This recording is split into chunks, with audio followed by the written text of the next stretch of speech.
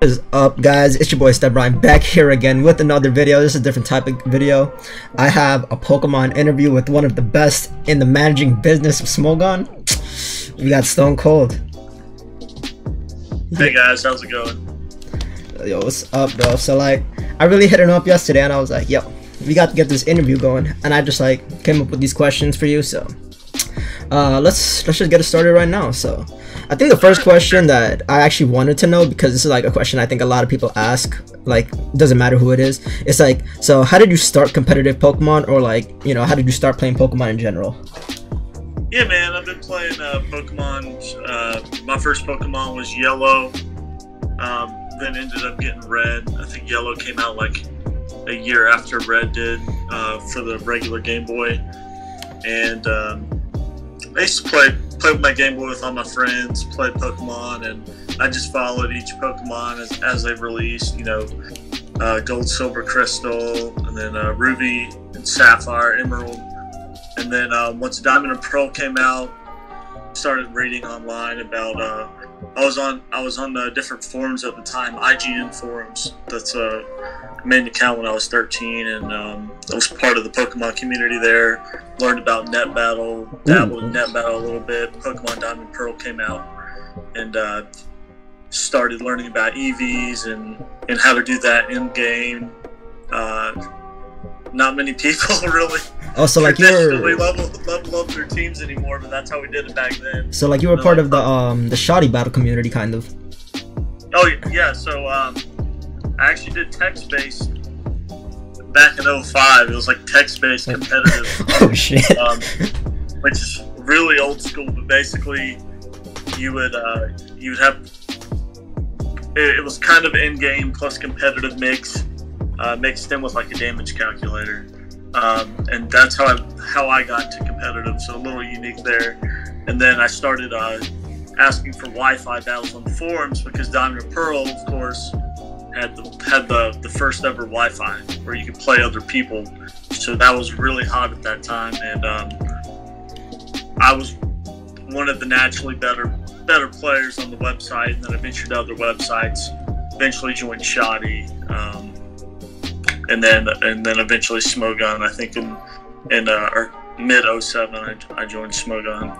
Did you play on Pokemon Online first, or like you just went straight to Showdown? Because I'm pretty sure Online came out way before like Showdown was a thing. Like this is when they were like merged pretty much, I guess. No. So Net Battle was the first one. Really? And okay. And then yeah, Net Battle was mainly for ADB, and they didn't keep up their updates for DPP. So everyone went to Shoddy, and then after Shoddy, Shoddy 2 was released, and no one liked it. It was shit, honestly.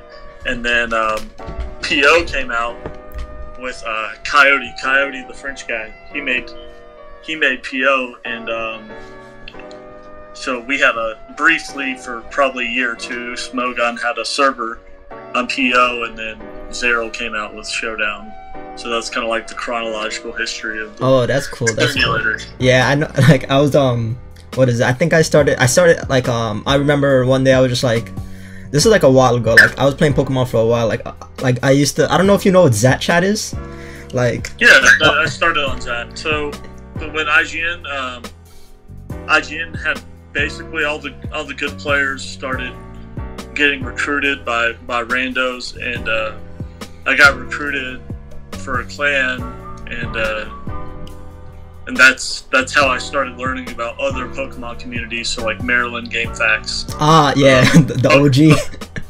Yeah. So I started on Zat with a bunch of friends, and a bunch of the big names actually. A bunch of the big names started on Zat. I know that Bobbity or Heist, he was on Zat. Philip Numbers was on Zat. He just won World Cup. So, you know, most of us had Zat communities because IRC was a little inconvenient sometimes, and Zat was just easier to hop onto. Yeah, those are like Discord is just the best thing ever. Discord just knocked everything else out of the park. That is actually 100% trash. That's what everybody says.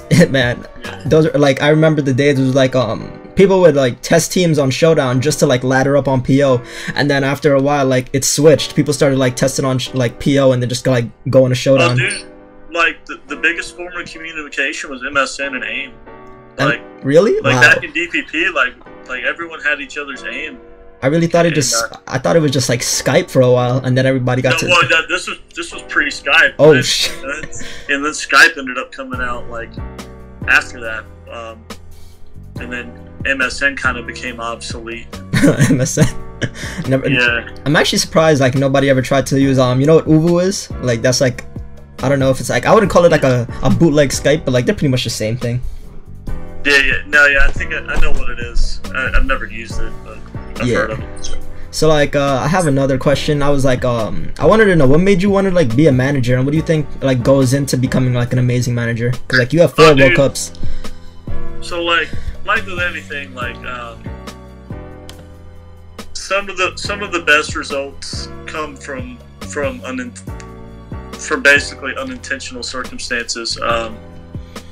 My first stint managing was basically no one else wanting the position. So US East was the unanimous worst team like in Pokemon. Are you serious? US East? Yeah. That's that's crazy because it's a dynasty now. Like, So here's a history lesson real quick. World Cup, the first 3 World Cups, Asia won. But it was like a bootleg format, so it's not the traditional format we know today. So the 4th World Cup is the format that we use now, and it's basically preliminary stages. All your teammates qualify you, and then they take the 4 best teams, or is it? I think they take the 4 best teams of the 16 teams. Okay. Into a playoff format. It might be 8. It might be 8 teams. They do quarterfinals, semis, finals. So they take half the field now, and so that the first year with that format, man, Oceania won. Oh, Oceania. And then East was at the bottom. Well, then year 2 comes out, still all DPP at that time. Okay. Oceania wins again, but here's the thing. Oceania didn't do too hot in prelims. East, Canada, and Oceania ended up being in a 3-way spot for the 8th seed. So it was me versus Goki, who's an all-time great, and versus Earthworm, who's... Oh, Earthworm, the GOAT? Earthworm's... DPP Earthworm's probably the best iteration of Earthworm. I've never seen someone so dominant, like, in my time until, like, probably McMegan or... that's a lot. That's actually a lot to say, like too. ABR, you know, he was ABR before ABR. So like, anyway, we played a tiebreaker. Earthworm beat me. Earthworm beat Goki. So then he qualified. He carried Oceania, and then he carried them to the finals. And of course, you know, there's Panamaxis that was on the team. Golden Sun, Hitmonlee was great at the time. All these guys get huge credit. And then World Cup 6 comes around, and all the guys that were on East that almost carried them to the playoffs don't want to play. They want to go to other regions because region hopping was very real at the time. Man, this is sounding like the NBA right now. Everybody want to get on the super teams. No, bro. And I have relations in Europe. So some guys had come up to me and they're like, Dave, you want to play for Team Europe? And I'm like, you know, that sounds kind of nice. I have the eligibility for it. Let me think on it. And then I was like, well, man, what's going to happen to East? I've been on it 2 years. No one's coming back, but it might be kind of fun to make my own team and make it on my terms. And I think there's a lot of talent out there. So I went and I decided I'd be the only guy returning to the team. Okay. So I got to recruit. This doesn't happen anymore because there's so many people playing. So many people just want to participate. But me finding people to play World Cup was impossible. Like, I had to go out and recruit just anyone I could find. And what I ended up doing was something that wasn't done at the time. And Shake It Up kind of alluded to it. Shake It Up. And he did a post about the classiest. His last eulogy post, he said I was one of the first people to go out and get Pokemon Online Town. Because Pokemon Online was a separate community. Yeah. So what I did was I basically went to the Pokemon Online server, looked at who was at the top, and just asked them. I'm like, dude, you have the ability to at least ladder well. Maybe you can win me some games. Can you name some people that you like pulled off? Yeah, bro. So Lamppost, he was a big ladder hero at the time. The comparison I would give for Lamppost would be like a modern day Lamppost would be FMG. Like, oh, okay. FMG. Like their history, like they're very, very similar in the paths that, you know, FMG, we recruited him from South because he made he should have made tour playoffs, but he didn't quite make it, but he was good enough to get there. And Lamppost was like that guy who was on the cusp. So he ended up becoming one of the superstars, and he ended up becoming the guy that gave Oceania their first loss in like 3 or 4 years. Yeah, that must be awesome. Like you're pretty much like starting the dynasty of East right there. Yeah, it was fun times. Let's see, who else? IFM had just completed a very good SPL2. IFM's Idiot from Mars. Oh, Idiot from, okay. This is all DPP still, right? This is all DPP or Black White? This is the first year of Black White. Oh, okay. So yeah, so it's even crazy. That's why it was hard to get people to come back. Because a lot of people were quitting from like the old gens. It's a new tier. People didn't know how to feel about Black and White. What the hell's team preview? This isn't the game we play. So a lot of people were just like, you know, this game looks like it doesn't take as much skill anymore or something like that. They were just like, I don't want to say much skill. I just don't think people love team preview now, but a lot of the people that played the game kind of grew up on team preview, right? Yeah. But back then, all of us playing the game, we played 4 generations of Pokemon, so 10 years of Pokemon, and you didn't get to see your opponent's team beforehand. Oh, it's just pretty much getting used to it. First year that, it's a learning curve. It's like anything, when there's a rule change, eventually you get used to it, but people don't like changing first. Yeah, I know what you mean.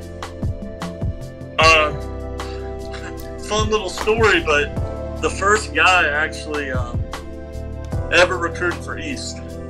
I went to Metro, and I basically Metro was basically where all the good players on the East Coast went at the time, because they had the most popular players. They had Java, Kevin Garrett. Kevin Garrett. People meet these guys now, but back then, they were the guys to go to. Like they were really good at the game. And I went up to Java and I'm like, yo, or KG, I said, yo, who do you got? Who do you think's good? Who can I give a home to? And he's like, yo, there's this guy PDC. Talk to him. So I went to PDC. I'm like, yo, you want to join East? Wait, PDC PDC? Like PDC? PDC. PB, like B as in baby or D as in like donuts? Donuts. Oh, okay, so we're talking about this. Alright, I know who this is.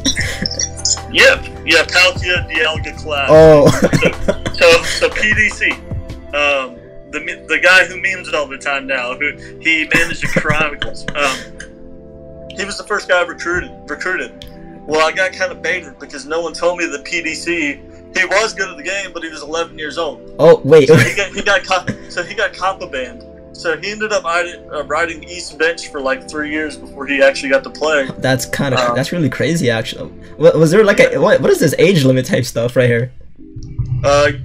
You can't join the forum if you're under 13. Oh yeah, man, that was like that's actually really crazy. I forgot about all that. So basically, the star players that year was Tobes. Tobes still plays. And Nails. These were all guys that were on like the original the first year of East. Okay. And our star players were IFM and Lamppost and Yandi. And Yandi actually ended up being our second guy from Oldies. He returned with me. He said, "Dad, I want to do this with you." And me and Yandi managed for a couple years. And he did pretty well as a player. He did okay as a player, and then went to that assistant managing role. And he was pretty good overall. He's probably my favorite ass man. When was the first year that you guys won? Like, how many years have you been managing? So we won in our third year. So the first year of East, actually got us to playoffs. Okay. So East's first ever playoffs was my first year managing, and we lost to France. We got destroyed by France. Ooh. And this was like this wasn't like an Ojama led France. And Ojama was very good. Yeah. But he wasn't quite the superstar then. But he was making a name for himself. But France overall was really good. They really adapted to black-white well. A lot of respect for them there. And they crushed us. They destroyed us. We thought we had a grasp on the metagame, and they were just better. So then year two comes around, and year two is where it gets fun, because now you're a playoff team. So people want to play for you. Nice, so you finally built up all that clout. So then it's kind of like being a baseball scout or like an NBA scout. And I think that I was like one of the only people who at the time really took it seriously, because other regions they had their own what you would call a jerk now, but their own friend groups. Oh, okay. And if you were friends with that person, then you're gonna get a spot on the team. And you're not really going around looking for talent. You're just looking for friendship. For people you know. So if you're a popular user, you're probably going to get a spot on the team. For me, I wanted to get the best players possible. And so I saw an opportunity when That's Just Peachy made finals of OST. Oh, P2? Okay. That's a good player. Yeah, was one of the best black-white players, for sure. But she used a lot of smash pass, and so people didn't like her style. And people didn't think she could be good on the big stage. So what is smash pass? Me and Peachy kind of had we had a little beef early on, which was my fault because I was a jerk when I was younger. Oh. And but I went up to Peachy and I'm like, "Yo, do this with me." And she's like, "Well, can I have? I only want to do this if I have a couple of people who I also think are very good. I think they could qualify for the team." Okay. So I said, "Yeah, sure. Who do you got?" She said, "Dragon User." Oh. Dragon User played SBL with Peachy. And so I went ahead and I was like, "All right, let's get Dragon User on board." He played very well. He was a little shy. He even messaged me like on PM one time. He's like, "Dave, I'm getting destroyed by people. Like, what can I do to be better?" He ended up being one of the best East players of all time. Yeah. And then Snutch. And Snutch was the guy who beat Peachy in the official Smogon tournament and won the trophy. And so, that's three big recruits for us. Yeah, these are some big names. And and then we had Limitless, who at the time he's since left Smogon, but he was kind of in that Kevin Garrett group, that Jabba group, but he wanted to play with us. So a week before roster lock-in that year, Limitless took our entire team dump and hopped over to Team Asia. Huh? Wow, and shit hit the fan. That was some snake shit right there. And all of a sudden, people didn't want to play for East anymore. Like a week before roster lock-in, and then it's funny because then Snutch left. He's like, Dave, I'm not gonna play. And then he just left Smogon. Like he won OST.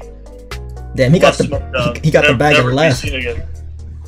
So Peachy and Dragon User were very hesitant, but they're like, all right, we'll still do it. We'll still play. Well, that left 2 roster spots open. So Atticus comes to me, and Atticus is like, Dave, there's this guy, he has a lot of potential. He played with me in SPL2. He's like, who? Or I was like, who? He's like, Blazing Kicking Chicken. Oh, BKC. BKC. So we get BKC. I make BKC play some people because he was not very good at. He had a lot of potential, but he wasn't quite there yet. And then the other guy was Shake It Up. Oh, okay, Tsunami. Yeah, yes. He was Master of Oz, and then Shake It Up, and then Tsunami. But no one thought he was good whatsoever. But like, we needed the last spot, so we were like, all right, let's bring this guy aboard. He was a little bit of a mean. Hey, but did he put up the numbers? He wasn't half as bad as he is now. Like, now that he's had success, like, it's all gone to his head. But me and him still, I mean, so I think all these guys have respect for one another because we're like a brotherhood for some time. Nice, even when I was like inactive. So I mean, with that core, we kind of took off, and then like and then 23rd, we lost that year to the West. So we thought we were going to be the best team. That was the second year, right? This is the second year, right, or the third year? Yeah. This is the second year. Oh. So we lost to West. But we made finals. Okay. So we improved each year. How many of these players did you retain the next year?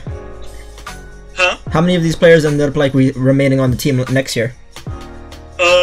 Well, going back to that final run first, 2 things big happened. We had quarterfinals, and we were facing Oceania. Oh, okay. And Oceania won the first black-white the set iteration of World Cup. Okay. So this is year 2 of black-white. We play Oceania. No one gives us a chance, but we're an improved team. We're very good, and we take it to tiebreak. And back then, it's 1-game tiebreak, not 3 games. Damn, that's like extra pressure right there. Yeah. So we had KD 24 on the team that year, and we had acquired Badass. Oh, Badass. So we had acquired so Badass was good that year. And Badass became an East staple. But we had KD 24, and he had played on me with East my first 2. So 09 and 2010, he played on me with East. Then he took a year off in 2011, and then he came back to East. Then he went undefeated that year in World Cup. He went 6-0 or 7-0. I can't remember. That's great. That's impressive. But he was unavailable for the tiebreak because he was out of town without Wi-Fi.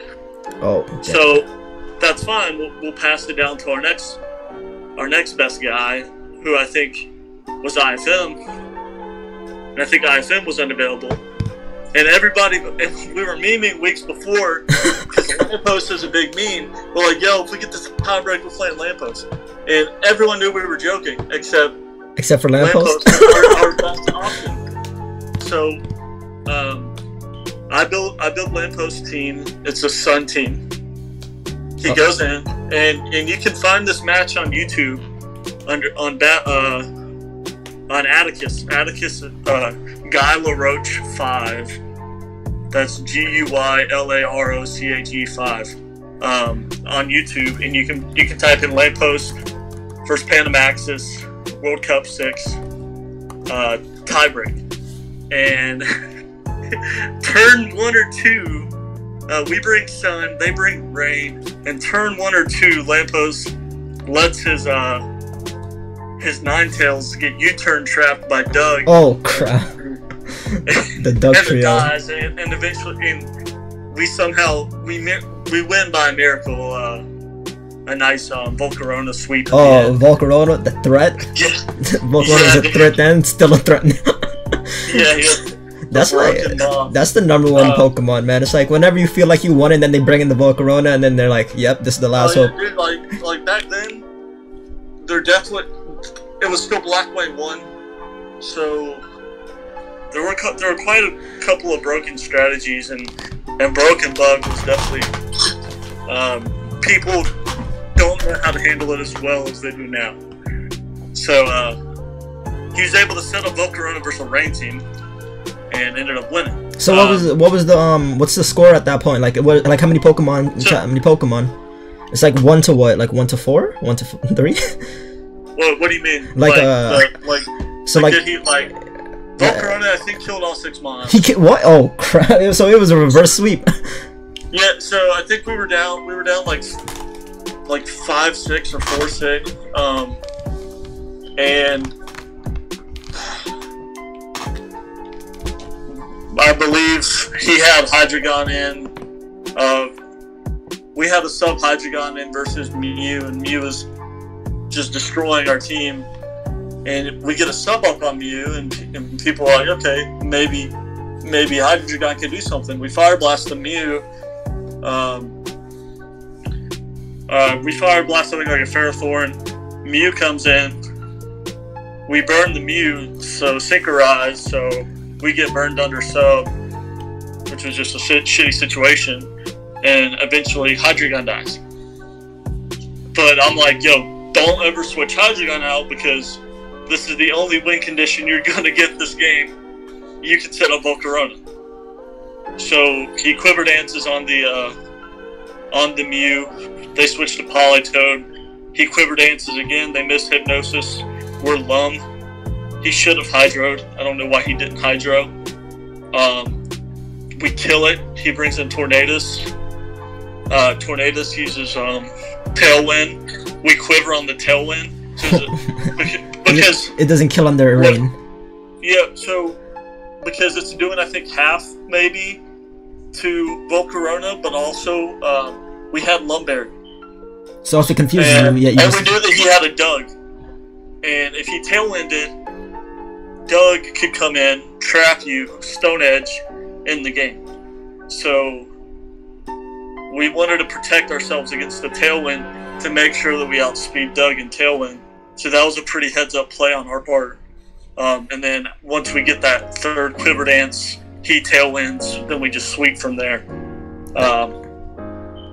And then we end up making it to the finals, and I think Peachy and Badass won, but there's some rumors regarding the circumstances of our teams getting leaked. This was IRC days. This is before scouting was what it is now. There wasn't really a replay system. Oh yeah. So I mean, it's a little black and white. 2013 is when our reign of terror began, because 4 or 5 months before World Cup starts, I basically signed Kobe Bryant and LeBron James to contracts on East. So Great Bastard. Oh, Great Bastard Hugo. Oh my. And CTC. That's a fire combo right there. Yeah, so they were like a pair at the time. So it was either we're getting them or Wes is getting them. Great Bastard was Florida. CTC was Georgia and California, is what he said. I don't know how much of that is true, but we get both of them. And no, I don't think anyone came close for World Cup 2013. I think we just destroyed everybody. The World Cup 2014 was the first ORAS, and it was pretty crazy because our ORAS XY at the time. So our XY team went like 24-1 or 23 wins, 1 loss for preliminaries, and then we lose to Brazil. So like it's very much a 2007 Patriots moment where they're like 18-0. They just have to win the Super Bowl.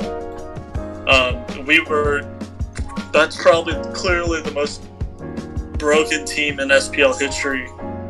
I mean, World Cup history. I don't get. So it's pretty similar. We got cocky probably. Brazil prepped really well, and they were better. So it's pretty similar to the situation that happened last year with SPL, the Tyrants. You know, they go on like a freaking like crazy run in the semis. They what is it? I forgot. Like, didn't they lose like 1 match and then they like go into the finals? And then like everybody thought they were gonna win, but they lost by like 1 game in tiebreak. Yeah, pretty much a modern day Tyrants, and it's funny because CTC and Pokey were on both teams.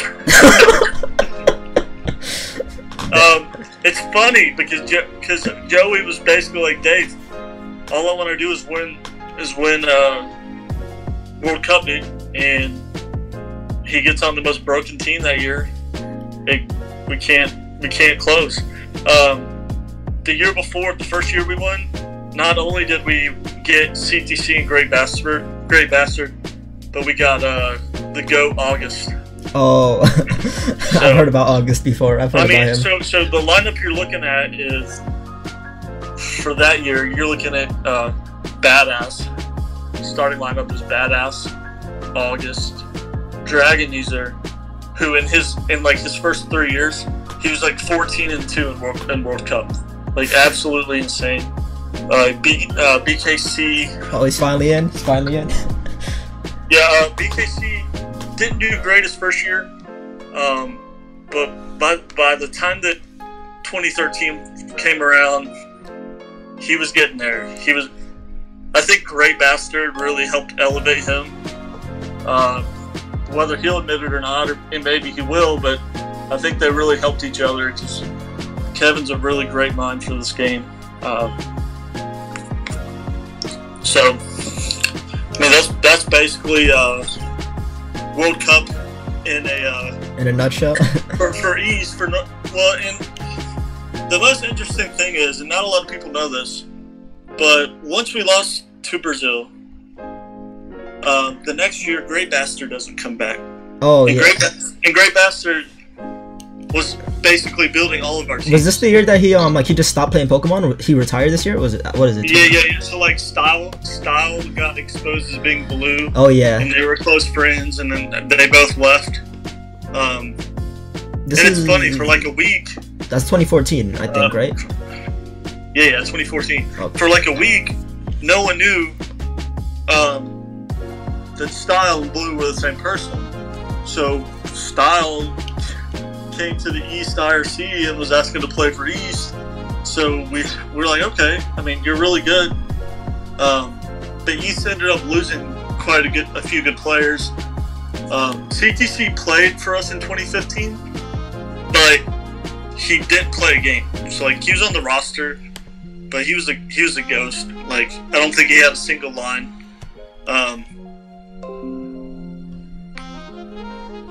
So we ended up losing CTC, Great Bastard.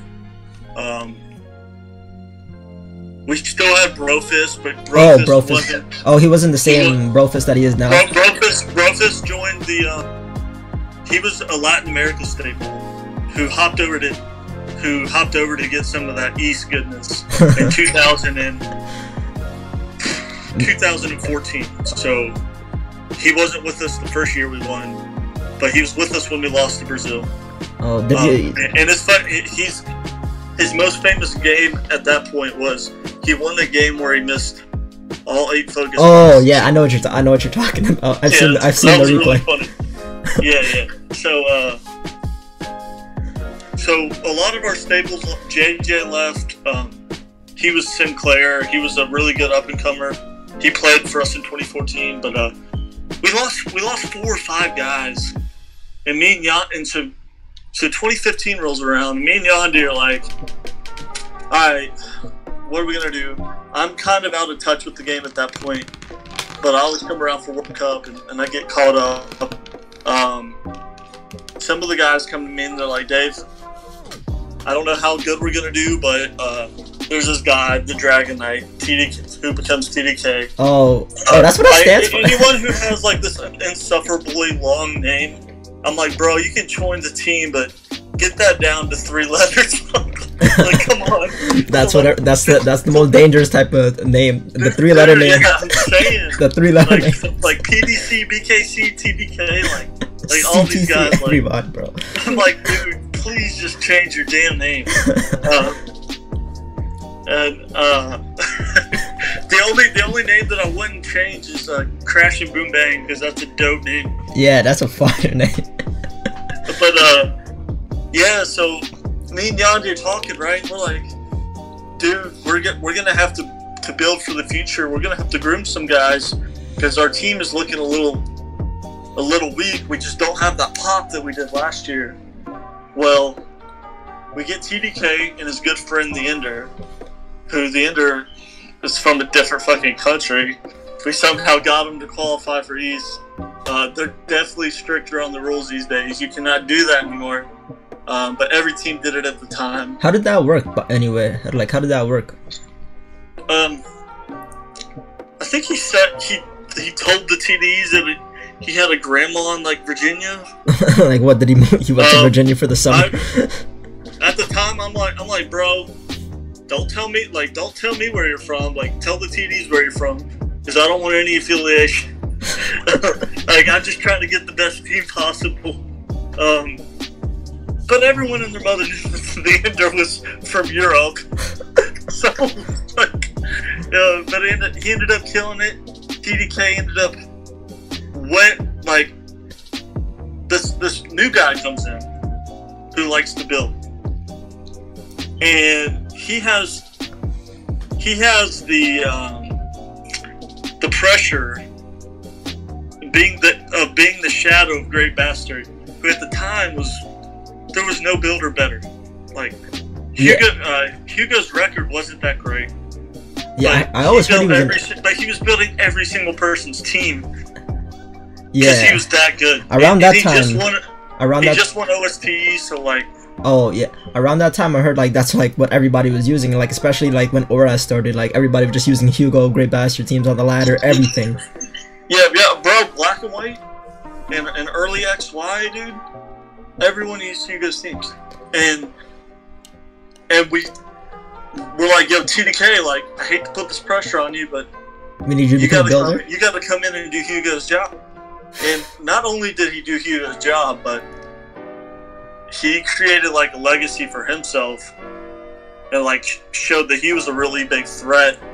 And I think that what TDK has done is way beyond what Hugo's done. Yeah, Hugo won OST, but I think as a team contributor, TDK maybe hasn't been better. Maybe they're the same, but TDK's done it more consistently.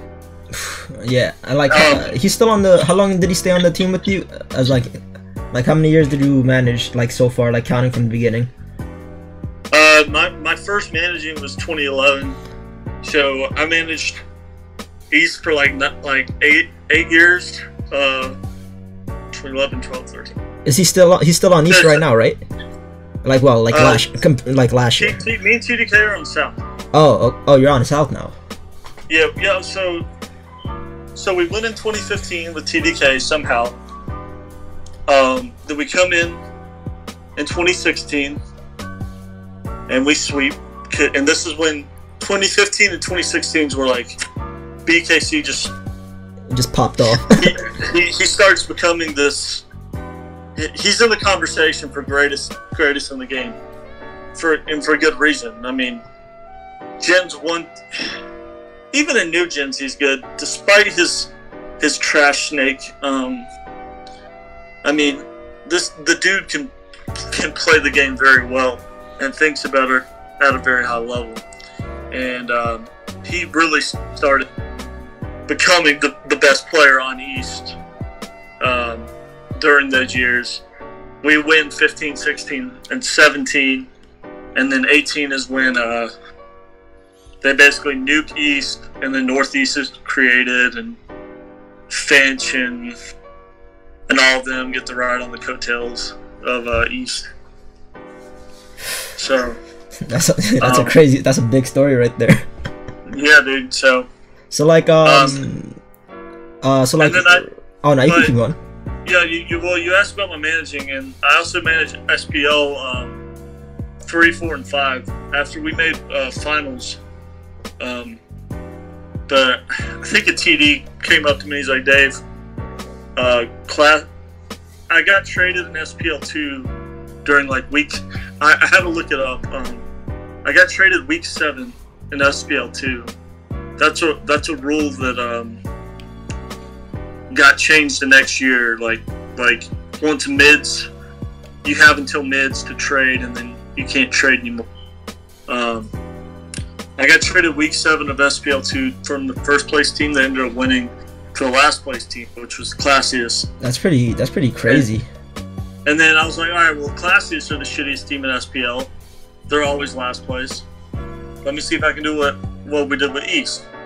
Well, I managed SPL 3. We didn't do that great. I did the strategy of getting a lot of my friends, and it backfired. SPL 4, better but not great. SPL 5, we make playoffs.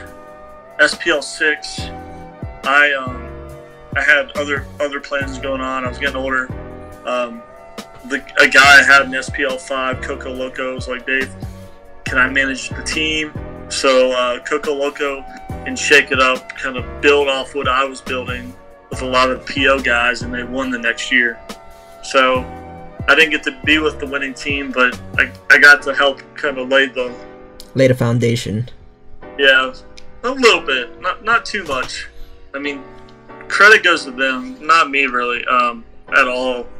But I think they kept a couple of guys who did really well, and kind of a blueprint for years to come, where PO guys really.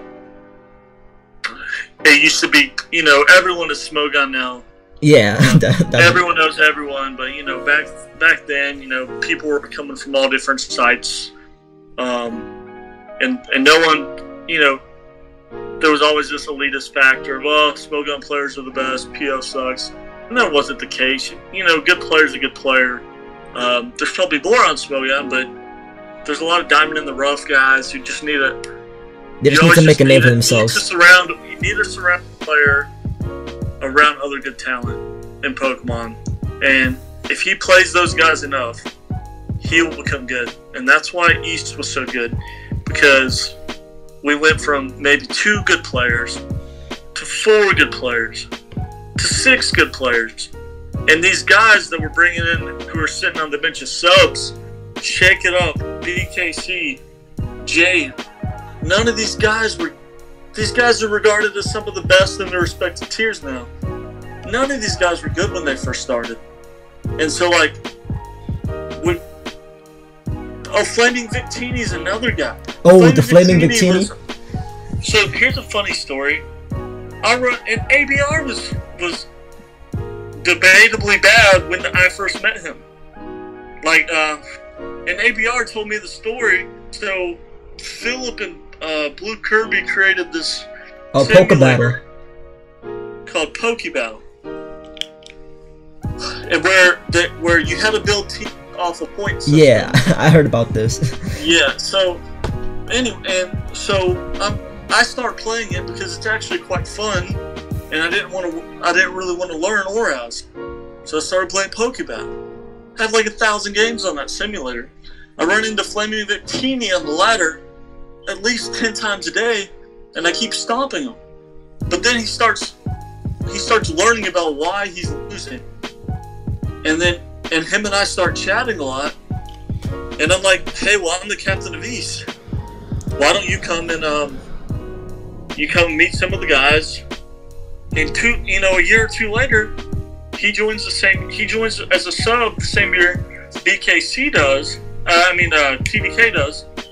And he ends up winning a big game that helps us advance to the finals.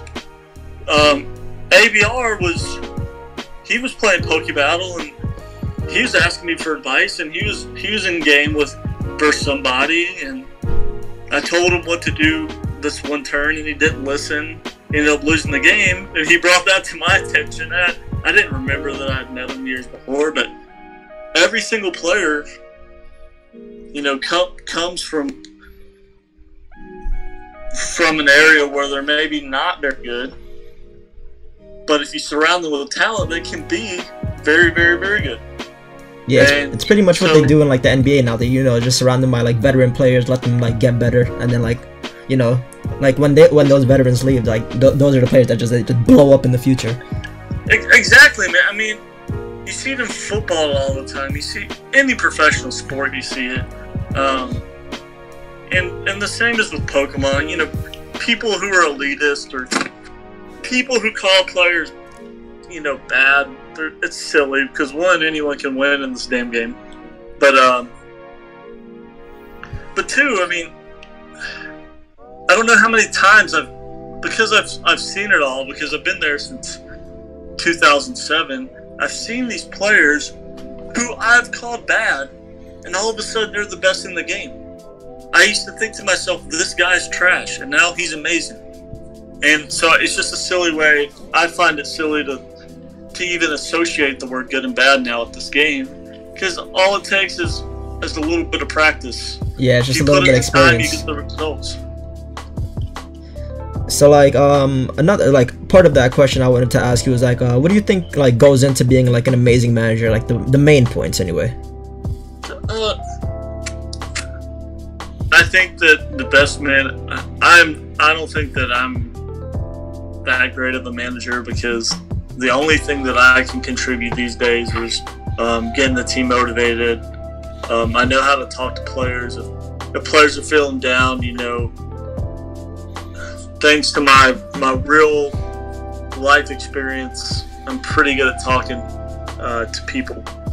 Whereas a lot of people who play this game are they're introverts or very quick conversationalists. They'd rather talk about the game than other factors. But I think if you can find the perfect balance, then you can really get through to your players. I think that Tony is definitely a guy who, yeah, he's definitely like, in baseball you call it a 5-tool player, 5-tool manager. He can play the game very well. He's very well liked. He's good at talking to people, good at getting the point across. A little intense, but you need that intensity sometimes.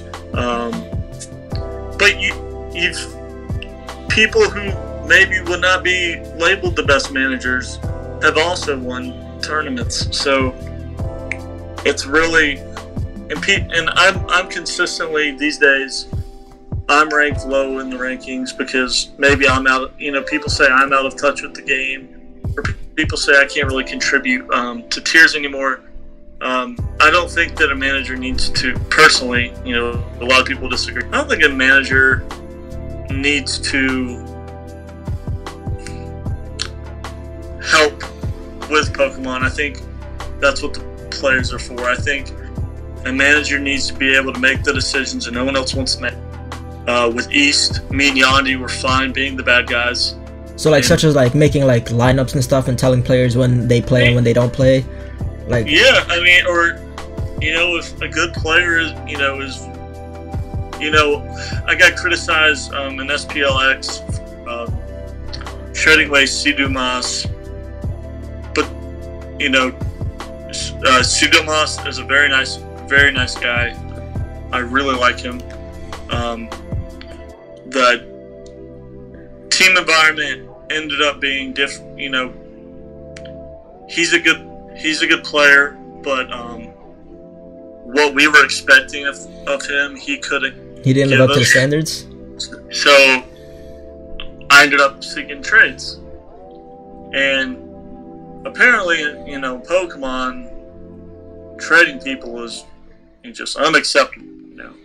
You have to account for their feelings. No, I account for your record. If you're letting 15 other guys down and not putting in your end of the bargain, I don't care if you're 20-0 before this tournament.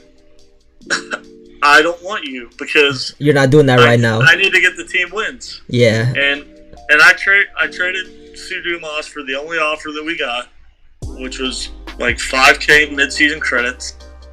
So we got nickel and dime, and the two guys we got helped us turn us into the Magma Bigs, and we ended up winning 4 weeks in a row, almost made playoffs. So I can definitely see that being. It's tough because as a manager, when you get into the weeds, you're always going to have to make decisions that not everyone can agree on, and you can't be afraid of making changes and making that decision. I think a good manager is someone who can realize early on that, hey, this isn't working. What can we do to fix it? And make the best out of what they've got. I think that if you sit on something for too long and you keep getting the same result, and that result isn't positive, then you're not doing your part as manager. Being able to make the decisions, being able to talk to each and every player, even if the players are like, why is this guy messaging me? Or, why does this guy talk so much? That's your job as a manager, is to get through to every single person and make them believe in what you're trying to accomplish. Even if that player isn't with his friends, even if that player isn't comfortable with the team, you got to make them buy into your philosophy. And I think that overall I'm pretty good at getting motivation out of people, which is why I'm usually chosen to manage these days. I think I can see that. My results haven't been as good. Almost made playoffs in SPLX. This past year, I didn't get to draft my team. Oh yeah, you were telling me about that. Huh? Yeah, you told me about that. I was like, oh, I saw that you were managing the bigs, and you were like, oh, but I didn't draft my team. Me and Bush worked on the lineup for like a month or two, and we had a really good. I think we had a really good plan in the works, and shit happens. I'm not mad about it. I try to just look at things with the glass half full these days, and find a silver lining. And I'm like, all right, well, this is the hand I'm dealt. Let's try and get some wins. And this season of Bigs was really fun because I got to watch people compete that may have not got the chance to compete otherwise, and I got to watch some people put in some work. And I think a few people really put the community on notice with how good they are. And what they're I think one of the players that I messaged you about, like, that I really saw that I was like, really like I like the way that they play was Sage. Like I saw her play and I was like, god damn, it was crazy. Like just beating everybody. Yeah, Sage has a really great mind for current Sword Shield and UU. I think if Sage sticks to OU, she'll be really good. Yeah, like I can already tell what you were saying about being a manager. I guess like that's like the number one spot when it comes to like making the hard decisions. Like, but like at that point you have to do what's best for the team. So I can understand where you're coming from. So yeah, man, it's hard because like I'll always be labeled as a guy who, people say it all the time. Dave was the manager in East, but he's with all these talented players, But I do have the clout to say, hey, well, I created East. I scouted all these guys. I put in the hard work early so that I didn't have to work as hard later. Hey, you gotta work smart. Work smart, not hard. So yeah, you just gotta flex that sometimes. You really did it. And like, if any, all these guys that say, oh, well, Dave rode the coattails to 4 trophies. That's cool and all, but they would have done the same in my situation. And a lot of these guys rode the bench early to trophies. So it's not just me. So like let's see. Let me see another question I really wanted to ask you. It was like so like what accomplishments like ring wise do you feel like you really want like the most right now? Like Snake, SPL, like more World Cup trophies. Like what's your trophy goal like number wise? No, dude, I'm completely happy with what I got. I don't see myself. Like you're just in it for fun now. No, I've always been in it for fun. That's the thing, man. A lot of people just take it too serious. A lot of the reason that I keep coming back is because people talk me into doing it. I wasn't going to come back this year for SPL whatsoever, but a lot of guys on the bigs message me and they're like, Dave, I had a lot of fun. I think you should manage again. I think you're a good manager, and that goes that goes a long way with guys reaching out and asking me to do this when they know that I can't contribute on the Mons aspect anymore. I don't play the new gens as much. When I do build stuff, I'm trying to have fun with the game, so I build cheesy stuff. I don't take the game as seriously as 90% of the community, and I'm one guy who's okay with losing as long as I'm having fun playing the game. And most people can't play the game unless they're winning. So they can't have fun unless they're winning, and that's not me. So like, I don't know. I think that usually if I'm going to be in a managing role in the future, it's because some guys will reach out and ask me to do it. That's cool. Okay, I'm focusing on. I'm playing ROA PL. Oh yeah. PL, so that's been a lot of fun. I'm doing okay. I'm doing okay. I think I'm like 3-1. Oh, that's one of those the unofficial tournaments. Like I think, don't you get that what's it called? That badge? It's like a trophy next to your name.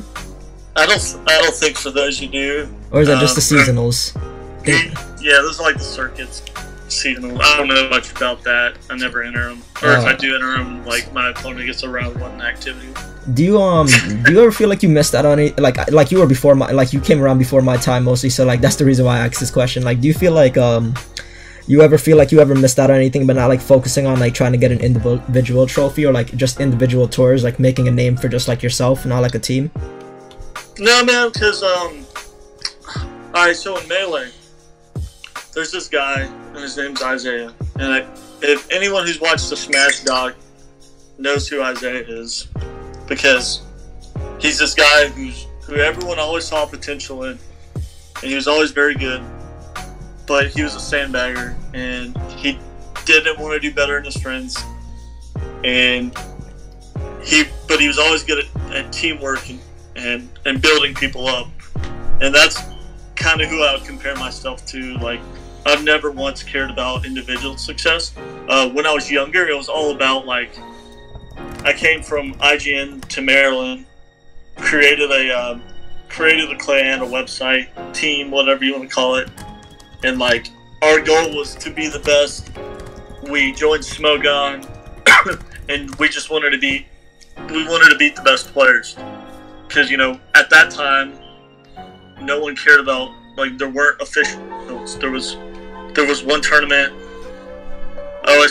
two tournaments. There was Tour and OST, and the trophy system wasn't even really implemented when we joined.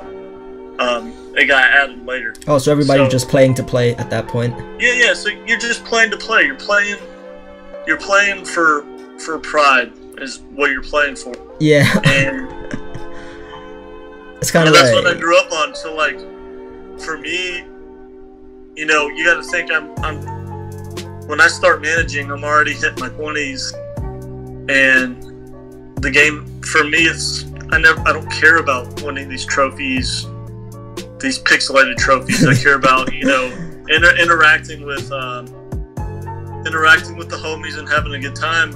And I think that while I'm not the best player, I was pretty good at the time at teaching the game or pointing out flaws that can help you make you a better player. And I did tutoring for a long time, and I really enjoyed that. And so for me, like, my niche became finding players who had a lot of potential, who really wanted to become good, and getting them to that level. And I think that's what a lot of people will always know on this website, is people who could help develop other players. I mean, and that in itself is satisfactory for me. Like, I can look at,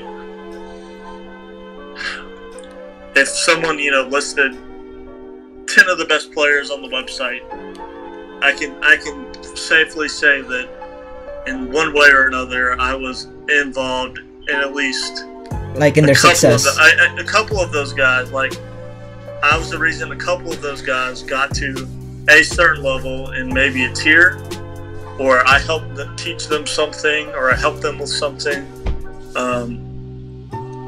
And then you're gonna have the guys who are really good, who are cocky, and they're gonna be like, I did it myself. No, I mean, when everybody looks at it, like everyone has influences in this community. Yeah, I mean, when you look at it, like from like a far distance, like it's like nobody's actually just like self-made. Like, everybody always had help in their life, whether they want to admit it or not. Like, like you could be playing basketball at the park, your shot could be screwed up, like an old man pulls up on you and they're like, your shot is pretty good, but like you could fix this and that. But like sometimes you may not think about it, but then like in the future and later, like when you're like talking, like giving your story, like that could be like a crucial part of it, and then that's when you remember it. Yeah, it's like my biggest pet peeve, though, I think, is like I run a DPP server.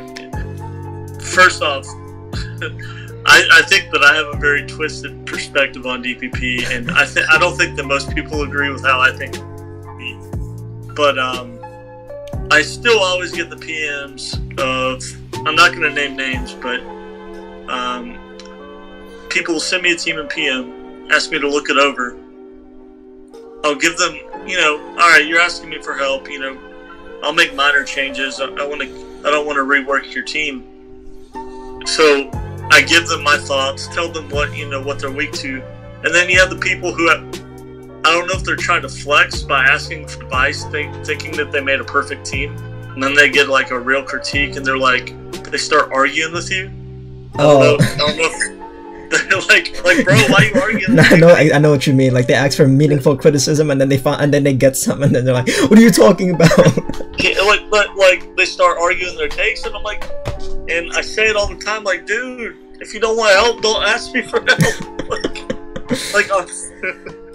But I mean, for the most part, like, I just play for fun, man. Okay. That's how I can play this game so well. Like, I think I played every week for 15 years, and it's because I'm able to, not use the same regurgitated stuff all the time. That gets boring. Even winning gets boring, dude. Like sometimes ABR has all the success. You still just want to play. but like ABR and Kevin and these guys have all this success, but they're still seeking satisfaction, and it's because winning's like a drug. At this game, an unpaid game, a game where you're not getting paid, and the only thing that you have to brag about is a little trophy by your name. Get the pixels. And that it's very depressing when your little trophy turns from blue or red to gray, and now you can't even brag about that. So, like, at that point, bro, you're never gonna get satisfaction in this game through winning. Yeah, that's pretty unless you're Solon. If that man ends up clutching one out, he needs to just fucking say, I did it, and deuce, dude. That's fine. That's what I've been thinking about. I'm like, yo, the day that Solon finally wins that trophy, that's the day he's gonna dip. He's just gonna be like, yep, I finally proved it. I finally did it. Then he make like 7 finals, and like, he's still trying. Dude, I feel for Solon, dude.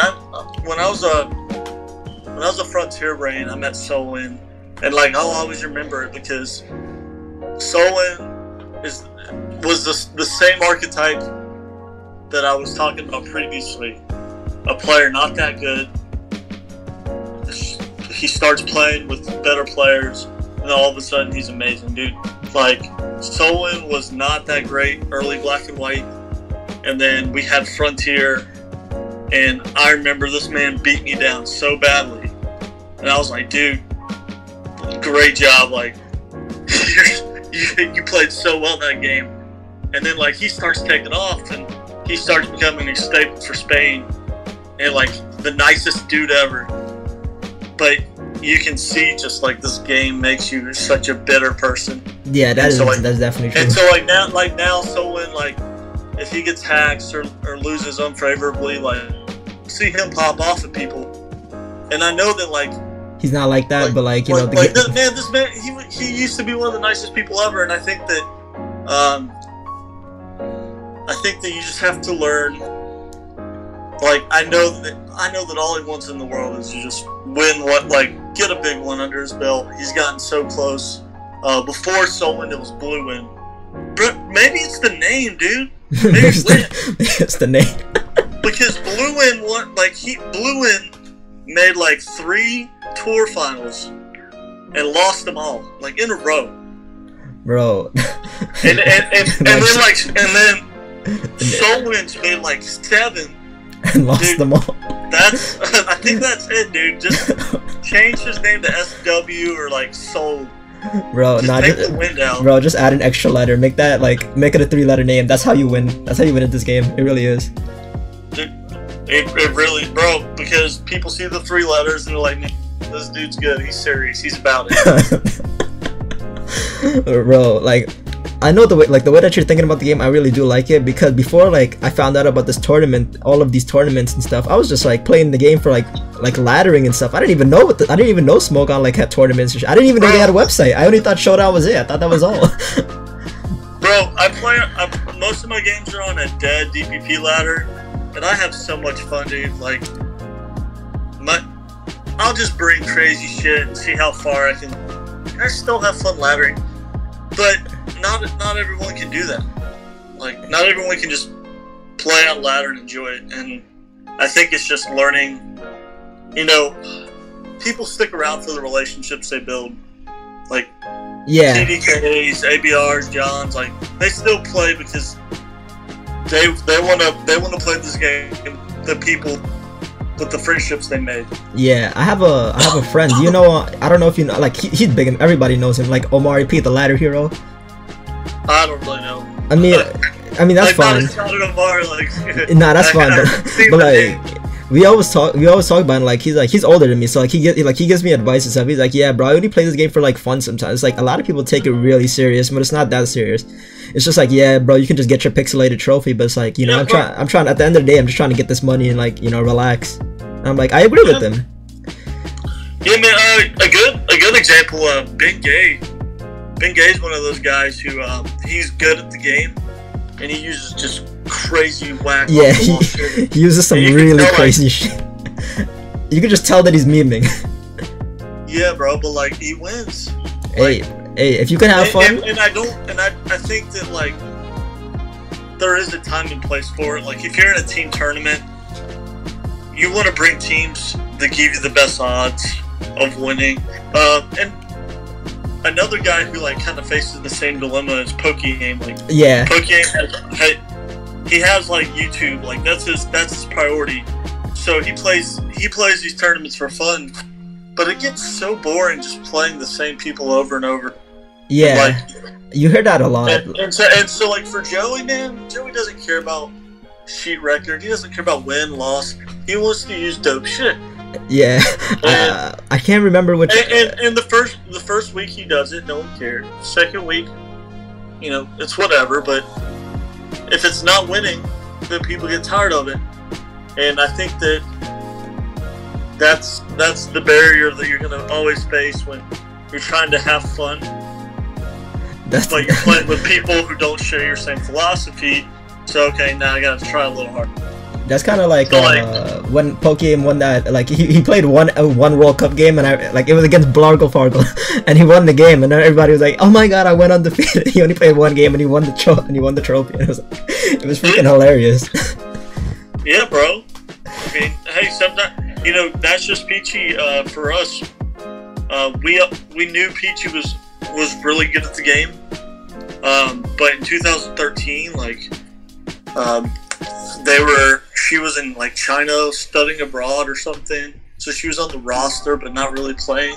She came in for the finals, clutched us a finals win. I mean, sometimes that's what your team needs you. They just need you to win that one game. Yeah. I mean, you see it in SPL time, like week 8. You know, someone just isn't feeling it this season, and I don't like shake it up because like anyone can win in Mons. Like don't go and trash these guys because they're not great. Like because at the moment in time, it just takes one win. And that's just, yeah. Like I feel like, what's it called? Like I think a lot of people, they think about a trophy as like that one thing. Like they say like, once I finally get this trophy, I'll finally be happy. But it's like, nah, you gotta like live in the moment. Like to me, getting a trophy, like it's like if I ever win a trophy, the number one priority to me is gonna be like building my YouTube channel, just like in PokeMMD situation or like Blunder situation. That's where I want to be. Like the trophy is just like a guide to that. Like I just want to build up some clout in the community, just so I can get like more subscribers. Bro, like, that's it for me. Blunder and Chimpact, man. They did it without even AIM. Like all these guys did it without the trophy, and then they got the trophy, and maybe it did help them, maybe it didn't. I mean, I remember watching Blunder's videos of him just opening up the page, the Hall of Fame page, and getting depressed because he'd be scrolling it and his name wasn't on there, and then he finally got on. Whereas like Blunder's 10 times the player I will ever be, and I have 4 trophies, so like it's a little skewed. It's like, yeah, one trophy can, like, you know, it could mean a lot versus like somebody who wins 4 trophies. Like I know what you mean. I always think that individuals, you know, carry a bit more weight. I think the Hall of Fame should be like, there should be a separate Hall of Fame that like praise, you know, like the trophies that was like really worked for. Winners, because that is a great achievement. Team tours aren't as impressive, but when you look at the Hall of Fame page, team tour wins make you look a lot better than you should. Yeah, because like, you know, I mean, think about it this way, dude. My last real game I ever played was SPL 2. That's like, how long ago was that? What SPL are we on now? We're on like SPL 11. 10 years ago, bro. It was my last match ever, and I've had matches since then, but it's been like me getting subbed in for something. You know, my heart wasn't really there. Like the last time I really thought about the game and took it seriously was SPL 2. My last game was versus BKC, and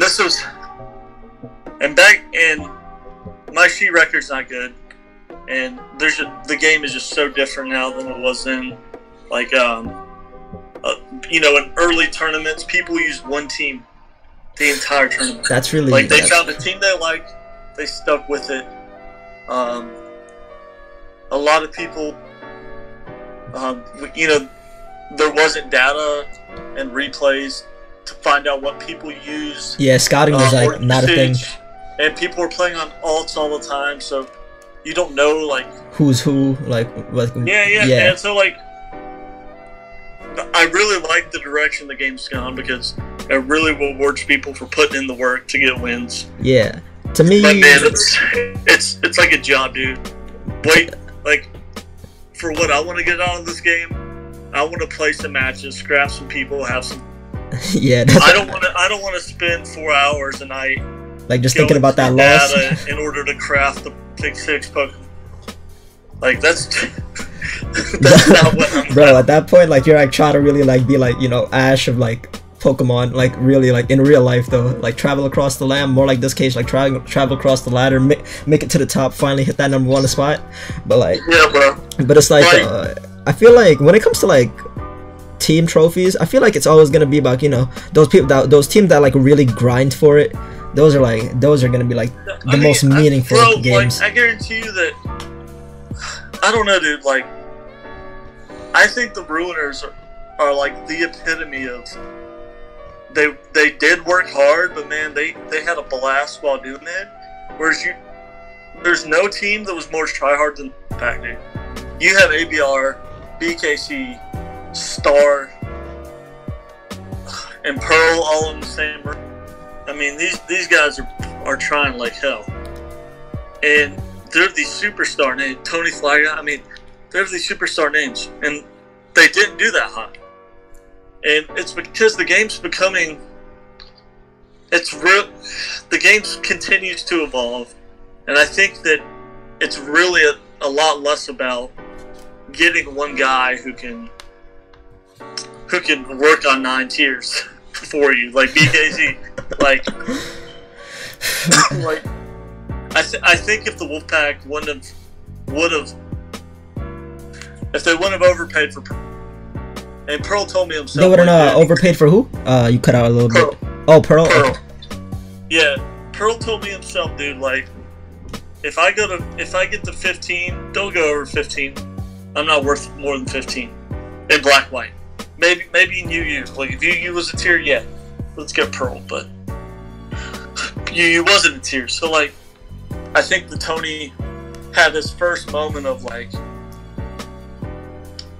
selfishness where he wanted to get a good friend, and he wanted to get a guy who had the potential to get 7 wins in that tier. Pearl's a tremendous player. I definitely think that he could have done well, but like the Wolfpack probably more try hard than any team.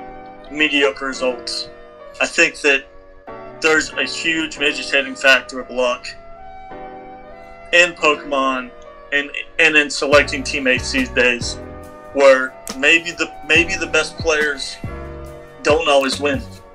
Yeah, that's like what the game's becoming, man. I mean, that's the most like unfortunate thing for a lot of people. Like, the best player doesn't always win, and then like a lot of people do get salty about it. That's like, I think that's the number one thing I learned. I mean, there's so many unique ways to win, though. Like honestly, anybody could win at this game. Like, you just gotta like, if you like play a little bit good, like you just know what to use, you know what to do. Sometimes it's just about putting yourself in position. If you hacks them while you're putting yourself into that position, it's like you know, it just happens.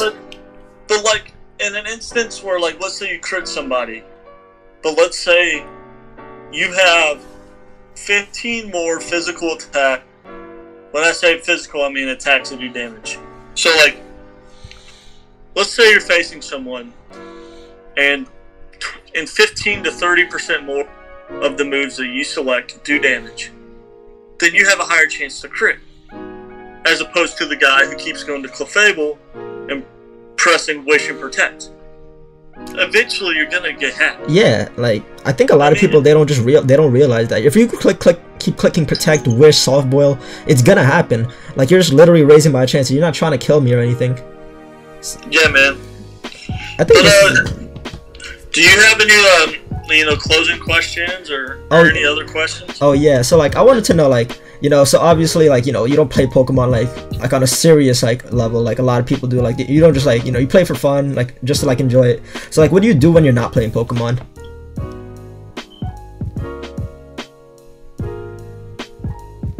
Hello, you there? Yeah, I'm here. I'm grabbing a phone charger. Yeah. No, most of the time these days, man, I'm just working on my family, working in real life. I don't play this game as much as other people because I have quite a lot of responsibilities and I have to take care of them. So yeah, as much as I'd love to play this game all the time, it's like it's not always possible. Yeah, unfortunately, everybody does have to grow up. Yeah, I think that people like, there's still users who play quite a lot who do know how to juggle their personal life with their Pokemon life and do a pretty good job at it. Hog, big props to him. He's been around longer than me, but he took a hiatus and came back, and things are going good for him. Then there's other people like Mop still plays, KG still plays, but with limited responsibilities. I mean, I love seeing all these older guys who still play the game,